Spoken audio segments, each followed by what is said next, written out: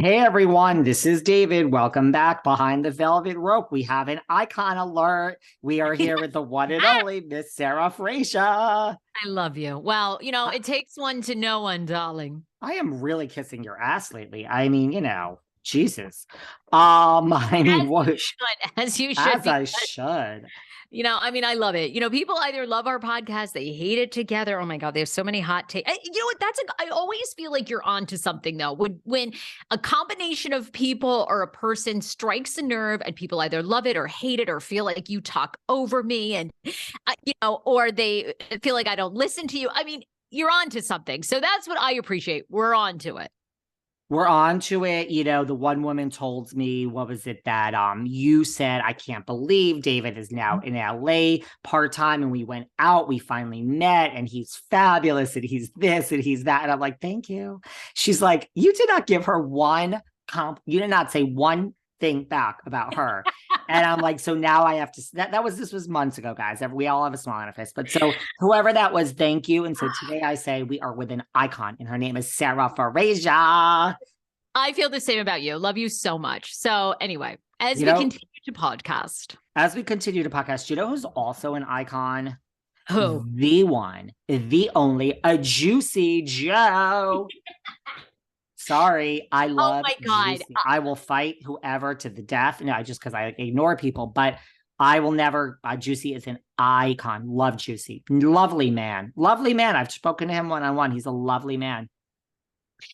I am so curious though, because this moment broke the internet briefly on a Sunday. Do you believe for 1 second that Juicy and Joe Gorga walk into the same bar and there just happens to be at great angles, a camera catching them, hugging one another and catching up for old times? Because I think this is one of the fakest, phoniest moments. And what a slap in the face to Teresa and her girls. And honestly, I'm so curious because you're such an insider with Kim.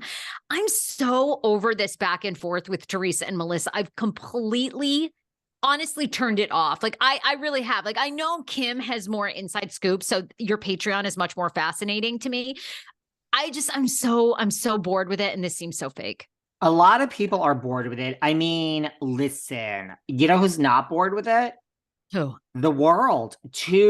With DVR feedback, 2.3 million is the number. That's with DVR feedback in it, but that's still high. New Jersey and Beverly Hills are the, I don't know. I feel Jersey and Beverly Hills, to me, incite people the most. Look, regardless, these are great ratings. These are great ratings. So it's having a good season. Look, knowing all the players involved with this one, and we'll get into Gia and then Melissa. And look, I mean, they are in the Bahamas, Melissa and Joe, and Juicy lives there. So, would it shock me if like Joe and Melissa just like figured out where Juicy was going to be? I mean, listen, let me make it very clear. Juicy was not looking for Joe Gorga or Melissa Gorga. This has nothing to do with teams. I'm just being honest with you of how this is all working because I know these people. I guarantee you Juicy was not looking for them. If you watch the video, he's really not so comfortable with his hug. Did you see all this? Yes, that's why I think this is the phoniest thing. I mean, I've seen some bloggers that are coming for Gia now that are like, Gia, get over it. But after Joe and Melissa have spent so much time, and rightfully so, so furious with Joe Giudice because of him, dragging Teresa into his crimes and getting, Teresa to co-sign on it. Yeah, I don't blame them. Like they've trashed Joe Giudice. And then this moment was just so fake and so staged. And I think I go back to kind of what you said. I think they're going to do anything they can to keep a storyline going to remain on this show because it's been a decade. This is their full-time income. We talked last episode about Kim Zolciak, their house being in full foreclosure. I mean, these people become reality show icons. They don't want to give it up. I don't blame them. The money's incredible. The appearances are incredible. There's free trips.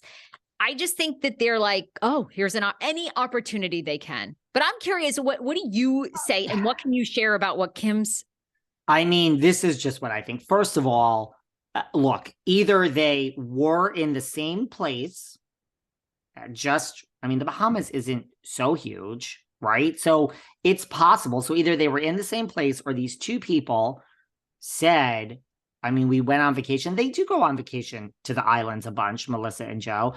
I mean, you pick the Bahamas out of all the islands. I mean, there's St. Lucia, there's St. Croix, there's a million places. But okay, I mean, there are Caymans, but okay, you pick this. Would it shock me if they like tried to figure out where he was gonna be? That wouldn't shock me. But let's give them the credit for a minute. So you're in the same place. You walk in and you see this man who you have said horrible things about. Horrible. And now, like, you are going up to him, which I get it, I guess. Not really. Like, I don't know if I would have, like, if I ran into Melissa out somewhere and she came over to me, I would be very cordial.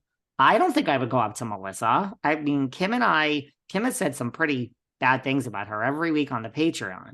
I mean, I have an opinion. So I don't know. There's a lot of people I just wouldn't go up to. I'd be like, I would just be like, I don't feel right. I've said horrible things to you.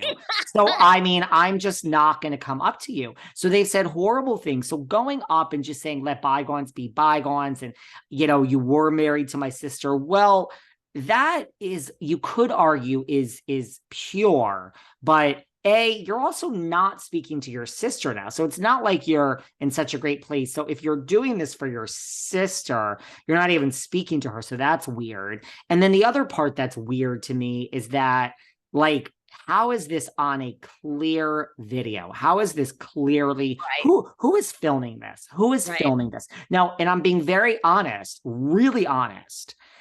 If I were Joe, because now, and then I look at him, just knowing Joe. Now, I don't know Joe, like I wasn't married to him. He's not my best friend, but just knowing the dynamics and having spoken to him at great length before, to me, he seems like he was not into this. That is me. Like, do you have the same?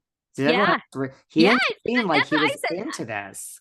I thought it was very staged to some degree. I just staged by what? Joe Gorga? Yeah, I did. Right. Yes. And then, because Joe does not watch the show, Joe Giudice. But the other thing is, and I mean this with all sincerity, if I were Joe Giudice, I would have said, listen, with all due respect, I don't want this video. I don't want a hug.